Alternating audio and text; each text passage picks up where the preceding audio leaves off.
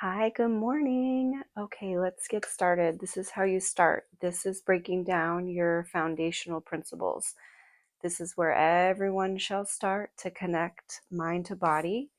We're going to talk about pelvic floor, abdominal layering, pelvic tilts, and just how to find your abdominals with details.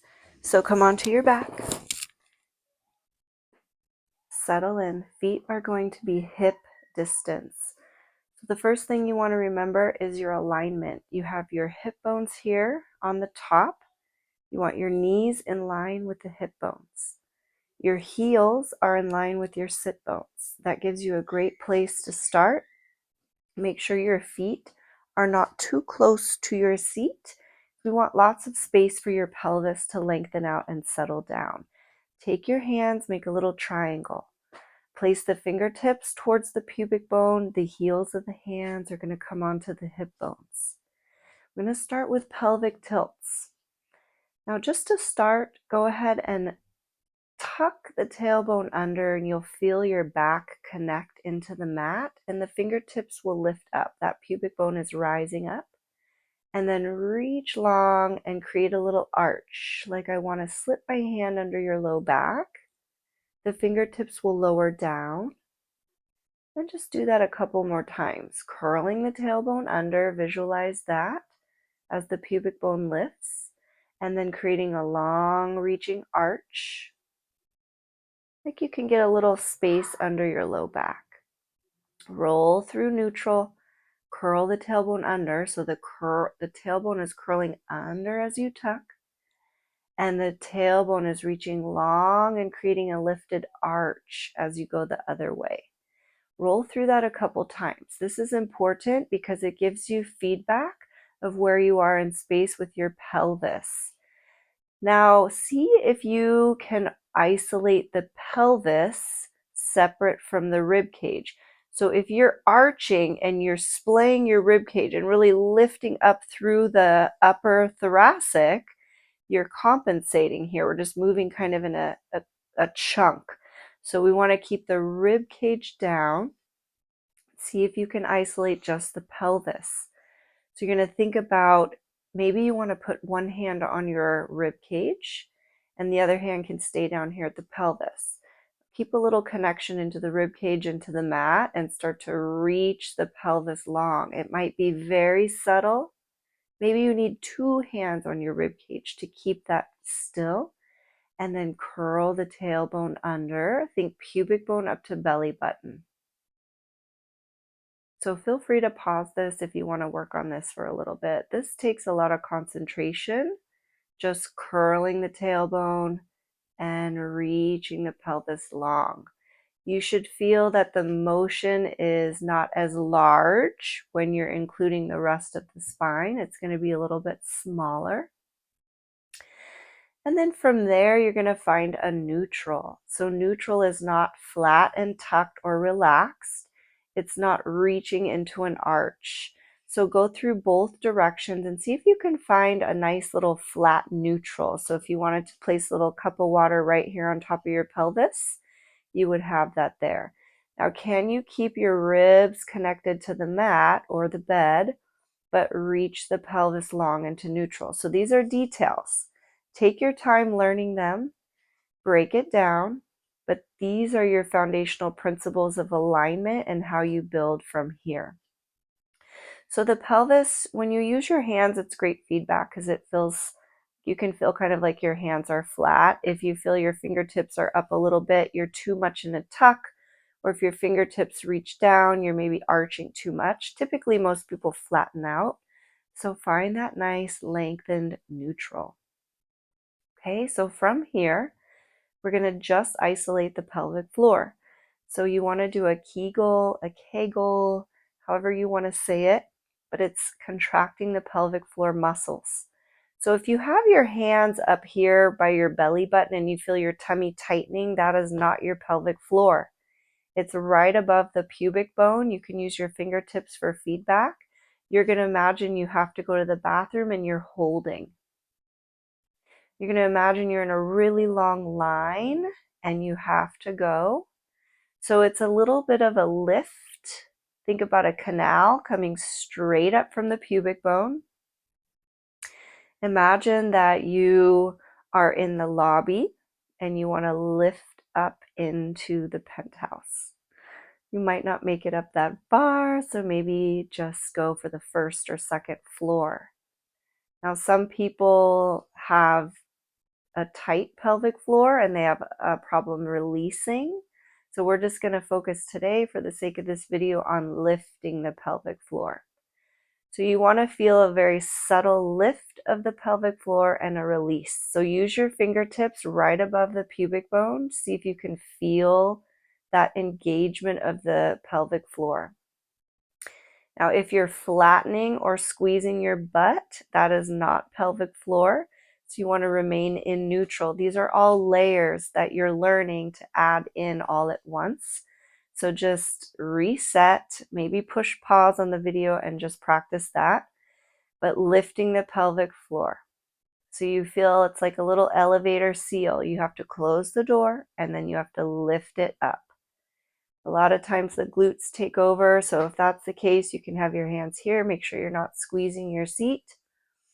Very subtle. It's probably a lot gentler of an activation than you think. It's very subtle. Most pelvic floors are very weak. So it's just going to be a very subtle lift right here above the pubic bone. So take a moment and see if you can practice that. I would just do about 20 of those, contracting and releasing, and you might feel a little push into the fingertip or a little movement under the fingertips to get feedback if you're actually using your pelvic floor or not. And adding on, we're going to slide our fingertips up onto the front of our hip bones and wrap the fingertips inside of the hip bones. Now take a moment to just cough. You should feel those muscles bulge into your fingertips. Do it a couple times if you need to. That's your transverse abdominis. That muscle is a compression muscle. It wraps all the way around your spine and it hugs your waist in. So you're going to take your fingertips and roll those fingertips on the inside of the hip bones. Now from here, think about pulling the belly button in towards the spine, just straight down. Imagine your waist is getting smaller, or these two little hip bones are being pulled into the belly button. Imagine you have a drawstring around your waist and it's getting pulled tighter and tighter and tighter and tighter. You can think about a corset getting cinched up. So this muscle pulls the side waist in. It pulls the top and bottom together. So think about this all the way around the spine, just hugging everything in. You can pull your belly button into your spine and lift the belly button up as far as you can and release. Now what you might want to do is tuck the tailbone or flatten the back to make this happen. Another part of the learning is that you're keeping that pelvis neutral. Your spine is long and you're not compensating with your back to find your abdominals. We want to stay in neutral, so hands on the pelvis can give you that feedback. Fingertips wrapped inside of the hip bones lets you know when you're using that transverse muscle. So can you hug around the pelvis without flattening the back? So this is another layer that you're practicing. Okay, so we have our pelvic floor from the pubic bone up to the belly button, straight up. You have your transverse that's going to hug around the waist. Okay, and then adding on, take the heels of the hands up around your rib cage. And just see if you can arch your back a little bit. Just take an arch and feel those ribs. They'll kind of splay open or maybe open up into your hands. At least you can figure out where they're at. And then kind of start to bring the ribs back down to the mat. Use the heels of the hands and see if you can interlace the ribs together. You might feel like you're pushing your back into the mat. That's okay for now. Even if your tailbone lifts up, that's okay. Just see if you can find the ribs. So you arch, let the ribs expand, and then feel how the ribs come together. So we have expansion of the rib cage, opening. You can get a little arch to feel that. And then we have the ribs coming together, hugging together, wrapping around from the back to the front. Now, as your third layer here, can you now go back, use your hands, find that neutral pelvis. Now, can you connect the ribs together and into the mat without your pelvis flattening out? So keep the pelvis long so hands can be on the ribs or the pelvis, wherever you feel like you need to work. Imagine the ribs pulling in towards each other and down into the spine. Now maybe you get that connection, but the pelvis flattened out. Keep the connection of the ribs together and reach the pelvis long and untuck it. Okay, so once you figure out how to move the ribs in and out, then we start to layer everything in. So feel free to pause the video, practice one layer at a time. So we have our pelvic floor. Imagine you're going to the fair, you're in a really long line and you have to hold. Then you're going to come up here into the transverse. You're holding the pelvic floor, lifting it up. You're going to connect the transverse by imagining you have a little corset or drawstring, or your jeans are getting so tight you're pulling your belly button in and up. Lastly, we have the rib cage, like a little bird cage door, coming together, connecting down into the spine. There are your abdominal layers. So it takes a lot of practice. Next, we're going to add in the breath. Okay, so first thing, you put your hands on your chest, one hand on the chest or both hands on the chest, depending on where you send your air. So one hand on the chest, one hand on the stomach. Can you push your belly button up to the ceiling and then just pull the belly button back to the spine? Push the belly button up to the ceiling. Pull it back down into the spine. So you want to feel that expansion and the contraction. Now again, are you arching and tucking to make that happen? We're staying in neutral. We're expanding out, so learning how to push the belly button out into the sides, and then pulling everything back into center. Can you pull your belly button into your spine without flattening your back? Again, this takes a lot of practice, so just take your time. Push your belly button out and pull your belly button in. This gives you access to your abdominals. You want to have control here. You want to be able to push out and pull in. The diaphragm technically is like an accordion. It goes up and down, down into the pelvis and back up into the rib cage. But for the sake of learning how to find your abdominals here, we're just going to think about pushing the belly button up to the ceiling and pulling it back in. Okay, so adding on, let's add the breath. So start to push the belly button up to the ceiling. Inhale. On your exhale, pull your belly button back down to your spine. Inhale, you expand, breathe in through the nose. Exhale, you pull the belly button down.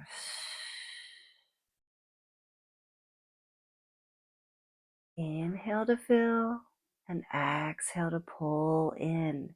That hand on the chest is to make sure that when you inhale, you're keeping it into your abdominals and not into the chest. Exhale, pull the belly button back to the spine. If you're heavy into the chest, put two hands on your chest and really hold that chest down. You'll just do a small inhale to fill into the abdominals. Long exhale to pull everything back into center. If you're moving on, you're going to inhale all the way around. Inhale up, inhale out, inhale back, really fill up. And then exhale, use that transverse to pull everything back into center, Really pull that belly button into the spine. And inhale should be easy. After that, inhale, fill. And exhale, pulling everything back in. Okay, take a break. Last layer. That's just learning how to fill, how to expand, and how to contract. So now we put it all together. I know we're going fast for the sake of the video. Just pause and work on each component until you perfect that. So step 1, go through your pelvic tilts. Find neutral. So flatten arch, and then settle into your neutral. So get comfortable there, step 1. Step 2, pelvic floor, lifting up from the pubic bone.